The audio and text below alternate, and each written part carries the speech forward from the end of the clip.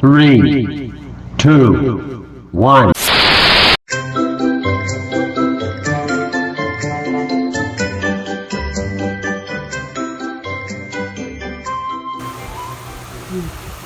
Welcome po mga kapadyak sa ating YouTube channel, Kings Cat TV. Ito tayo ngayon mag-demonstrate tayo ng ating produkto para itong aking mga Amerikanang ginagawa ay para para sa paupahan ko for rent na coat.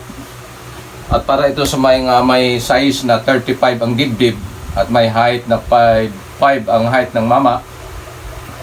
Ito pwede kasi ito 35 ang dibdib, actual size, at saka 5 ang height.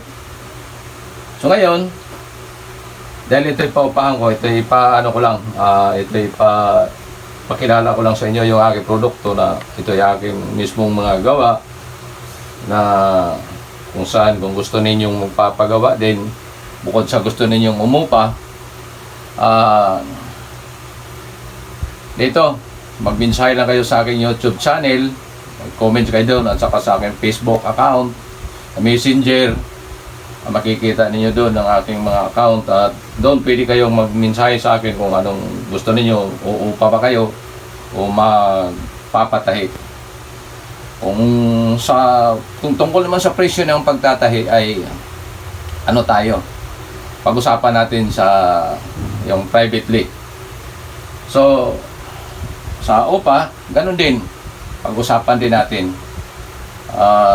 Itong aking ngayon ginagawa, quote ito na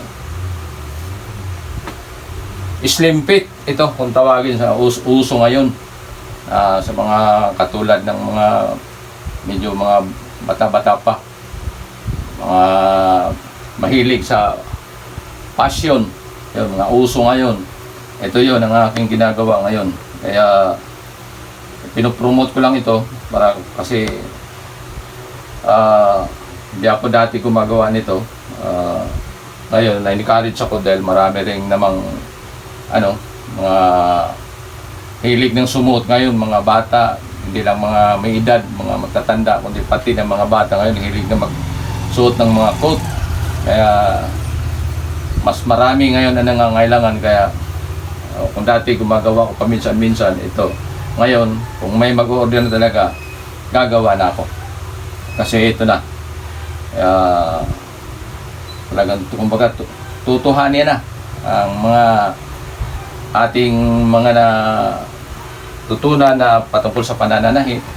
Hindi lang ito pinapakita ko para anuhin ko kayo na magpapatay o mag-uupa dito sa aking pinapaupahan din ng mga coat, kasi itong aking mga coat na ginagawa ngayon ay pinapaupahan ko to. At ito ay aking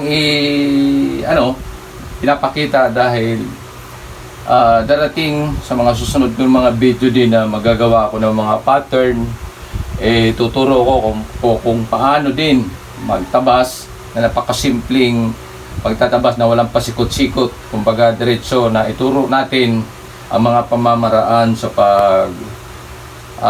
tabas para sa madaling pagkatuto ng gustong matutong manahin ng Amerikana. Ang mahirap lang naman dito yung magkasa ng manggas sa katawan, medyo hindi siya ganun katagal gagawin, hindi siya ganun kahirap. Ang pinaka masilang bahagi dito sa paggawa ng Amerikana ay dito sa paggawa ng pagkakabit ng manggas. Sinasabi ng mga mananay, pagkasa ng manggas. Yun ang pinakamahirap, na pagka medyo tumabingi. Ito nga, yung aking manikid nga medyo taas dito sa kabila, medyo bababa dito, pero okay lang yan kasi manikid lang yan. So medyo pasensyahan nyo lang yung hitsura dyan na medyo unbalance siya kasi manikin. Hindi ko napansin ito nung bumili ako noon. Napansin ko lang ito nung nasalpakan ko na siya ng coat.